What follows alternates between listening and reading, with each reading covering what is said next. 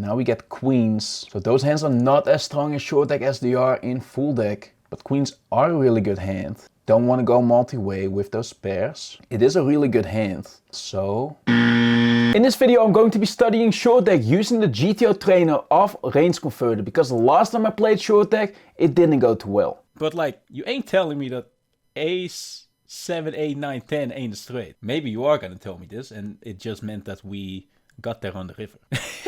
Maybe I should have read the rules. So using the GTO Trainer of RangeConverter is a great way to learn the game, to study the optimal strategies. So let's get into it. So I am already logged in. This is the library of short deck of RangeConverter, and we're going to be using and studying the 6-max short deck 100 antis, because this is the stack sizes that GTO gives us to play with. We're not going to look at the strategies, we are going to be using the trainer. So we're going to click here on play now. So when you get into the GTO Trainer of RangeConverter, you get the option to choose a skill that you want to train. But as I'm a new short deck player, as you could have seen, it's probably going to be best using the overall skill button. So we get to train all these spots, and then the RangeConverter is going to tell us in what spot we are lacking. So we're going to be choosing the overall skill. When you look to the left side, you see all these key skill buttons, which are individual spots that you can train. You can, for example, choose to only train first in, or to only study versus race first in, playing in position, or playing versus limps. You can study these exact spots, but as I don't know in what spot exactly I'm lacking, probably lacking in every single spot here playing short deck, we will be studying the overall skill, and the RangeConverter is going to tell us what we should be focusing on. So we have ace-9 offsuit here in under the gun position. If this would have been no limit hold'em, we probably would fold ace-9 offsuit. We would probably start raising the ace-10 offsuit, at least in MTTs. In cash game, I'm also not a cash game player, so ace-10 offsuit maybe even too wide, and we go for ace-jack. But this is short deck, and I feel like ace-9 offsuit, yes, we can make straights, and yes I know it's ace-6, 7, 8, 9, 10. You get it, you've seen it. So ace-9 offsuit, it still feels pretty weak. And I do know that from the earlier positions in short deck we mostly want to limp, but I think ace-9 offsuit is still going to be a fold. And that's a large mixing error. We see that ace-9 offsuit is actually mostly going to be a call. So ace-10 offsuit always limping, ace-8 offsuit we're folding, with the ace-9 offsuit we are limping. We're going to go for a new hand. So we get a different spot this time. We get the jack-8 offsuit, and then this time in the hijack. And I do think that this is going to be a fold. This feels like a super weak, mediocre hand, and that's green. We like green. Green is good. Jack-10 suited, super strong hand in short deck, also in no limit hold'em.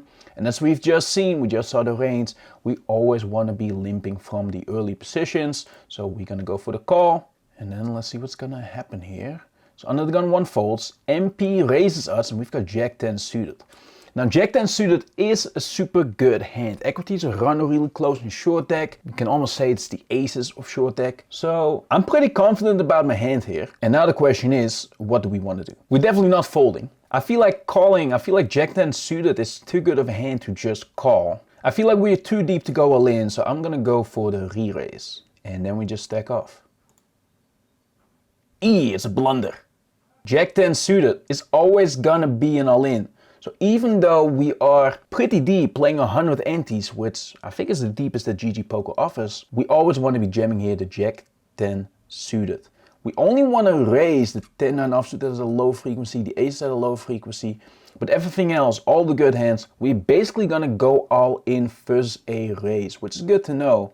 And what we can see as well is that we are folding quite a bit, folding just the weaker hands, and then we're calling everything else, and then we just jam ace-X suited plus ace-8 suited, which, like I said in the previous video, is the ace-5 suited of short deck. You can quote me on that one. I don't know if someone ever told you that. I don't even know if it's true, but in my mind it is. Ace-8 suited is the ace-5 of short deck. And yeah, we are jamming the queen-10 and jack-10, ability to make straights. It's interesting that we jam the queen-10 suited and we, for example, call queen-jack suited, king-queen suited.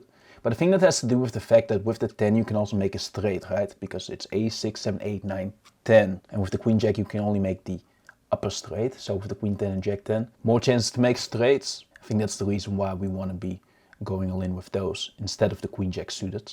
Alright, so that was a big mistake. Please give me a new hand. We get the jack-6 offsuit under the gun 1. Certainly too weak, so we're going to be folding.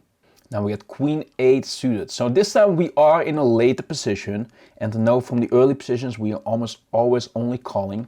And then in the later positions we definitely do start raising more the higher end of our range. The queen 8 suited is a little bit on the lower side even though it's suited.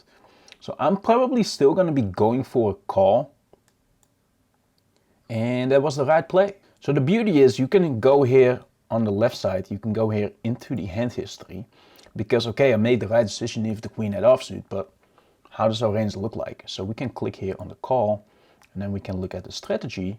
We get to see this beautiful chart, and you can basically see in the cutoff when everyone is folded, we are basically playing our complete range, only folding the complete trash, the 8-6 offsuits, 7-6 offsuits, the Jack-6 offsuits. And then as we can see is we are still almost always just calling. We're only raising really our best hands, the aces, even kings, queens, we very often just limping.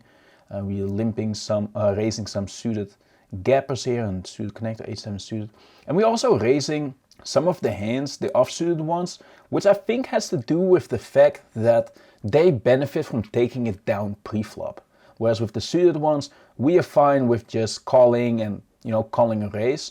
I think with the off-suited ones, I think we are trying to take it down pre-flop. And the beauty is you can actually click here on study spot. It will take you to the GTO viewer of RangeConverter. So I want to figure out, do we actually want to limp fold the ace-9 offsuit, king-9 offsuit, queen-9 offsuits? And is that the reason why we choose to raise some of these hands? So we're going to go here to the range and we're going to click here on strategy react. We're going to let ourselves call, and then the button, we're going to let the button raise. And we can see with the offsuited versions, so queen 9 offsuit, we are very often call folding 75% of the time. The king 9 offsuit call folding 69% of the time. And for example, the king 8 offsuit, queen 8 offsuit, and all these hands which we are limping, we are folding those to a raise always. We're always folding it. So I think that is the reason why we want to be using those hands as a raise here, taking it down pre-flop. And then when we're going to look at the suited versions, we can see we always are confident of calling pre-flop, and then when the button re-raises, we can confidently call and play post-flop with those hands because they have more playability because they're suited. So we're back in the trainer and we see this time the under the gun +1 limping. We've got king 7 offsuit, which is really just a bad hand, so we're just going to be folding. I figure it's going to be like the king 10 offsuit that we start limping along, I think. Actually curious about how often we are supposed to raise versus those limps. So what we can see here is we are mostly limping along. King 10 offsuit is indeed the bottom. I told you I'm a short deck expert. And we start actually jamming versus a limp, right? We start jamming the ace king offsuit, the kings, ace jack, ace 9, ace 8 suited, where we just do not really want to go multi-way. Whereas with aces and ace king suited and king queen suited, which has a little bit more playability as well post flop, we actually raise instead of going all in.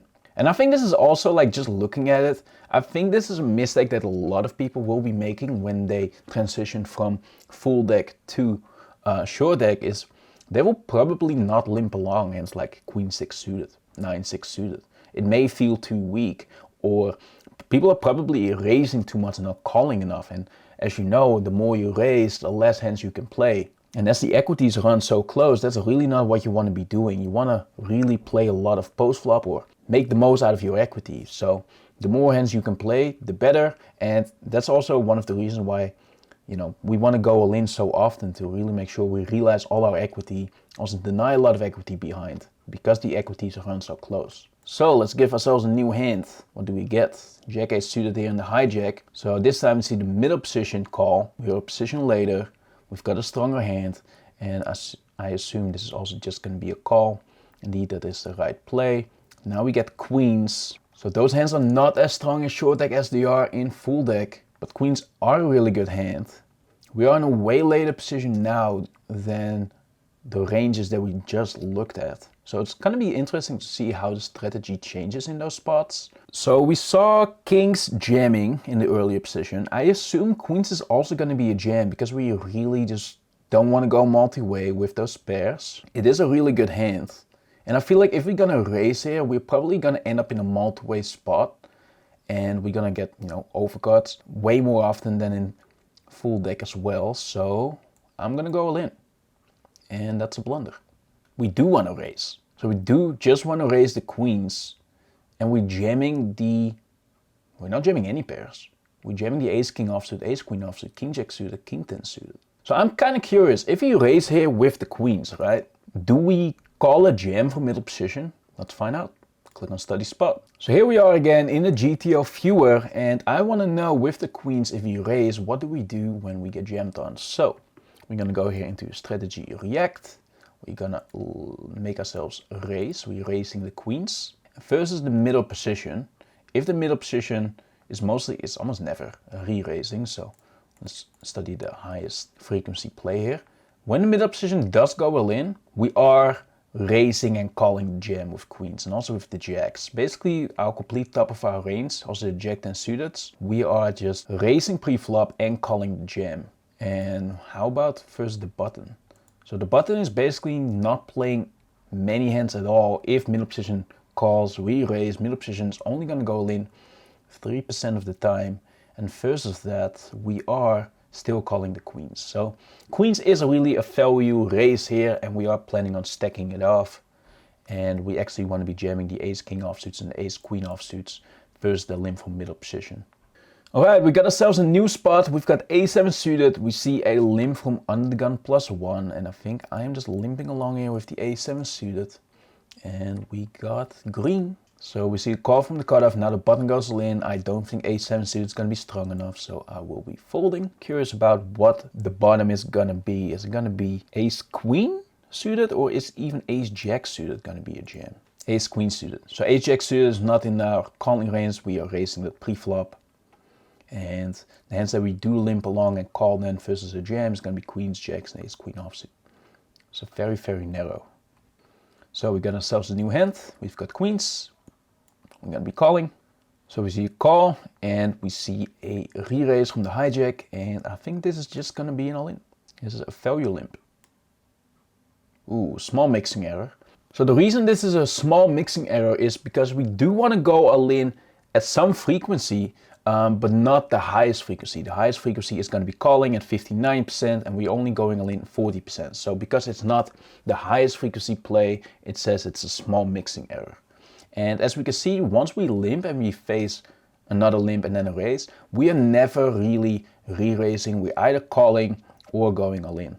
And queens is like the bottom, jacks we're always calling, and kings, aces, and those hands we're almost always going all in. And what's interesting to note here as well is that these hands like ace king suited, ace queen, those seem to be stronger than the high pairs, like the queens, like the jacks. And that really has to do with the fact because there are less cards in the deck, we're more often gonna hit the ace, we're more often gonna hit the king, more often the queen. So if you have those pairs like jacks, tens, queens, the chance of there being an overcard is just way higher. And that's the reason why these hands just tend to perform better.